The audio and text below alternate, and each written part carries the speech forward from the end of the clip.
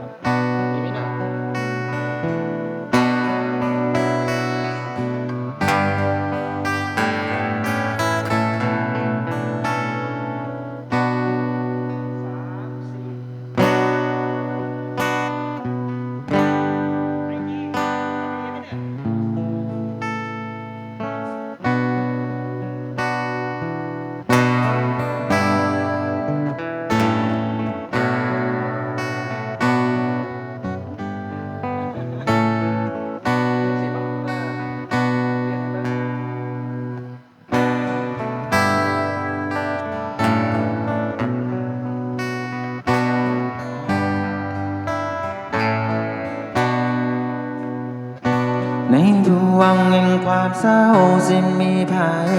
คอยห่วงหาถามไทยว่าเป็นจังใดจังเสียใจลาคำนา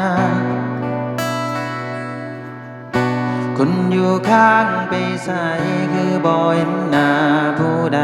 ข้าวน้ำสามปลาบ่ยอมกินจนนางลาจอยโซ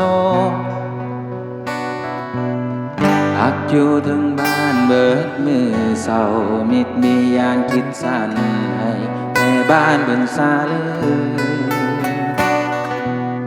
หน้าต่างสู่แจปิดแน่นบอกกล้าเปิดร้อนโซนายานคิดเป็นบ้าเป็นหลังนางเป็นสาวของผู้ค้าหน้าตางามของปานอีเกินผู้บ่าวหลายคนหมายปองต้องหลีกยามแพ้ผู้บ่าวครูก็เป็นย้อนผู้บ่าวครูมาเที่ยวยอให้นางฝันไกลคิดไปไกลบ่หัวใจคิดไปหอดมือวิวานับมือนี่สาวสา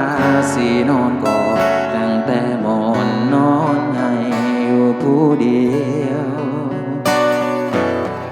ยามหัวลมพัดตองสิงสานุวาวดื้อดึงนางแห้งสะอื้นคืนคม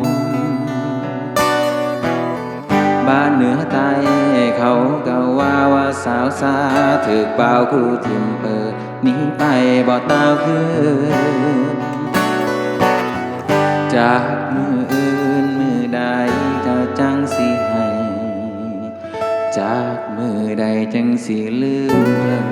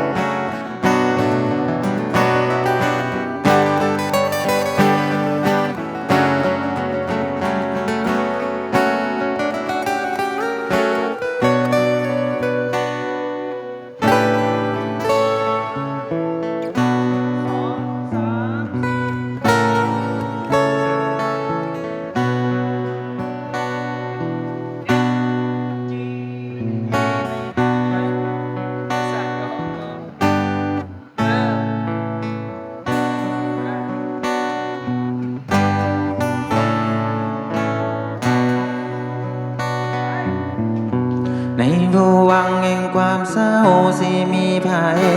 คอยห่วงหาถามไทยว่าเป็นจังใดจังเสียใจลาคำนั้นคนอยู่ข้างไปใส่คือบ่เห็นหน้าผู้ใด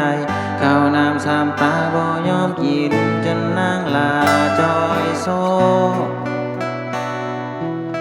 ตัดอกตัดใจ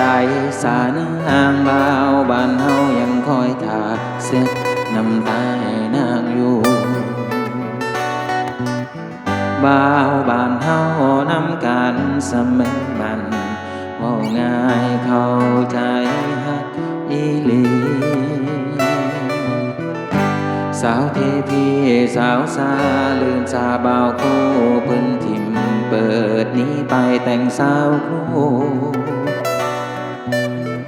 จากมืออื่นมือใดเจ้าเศร้าให้ยังมีอายอยู่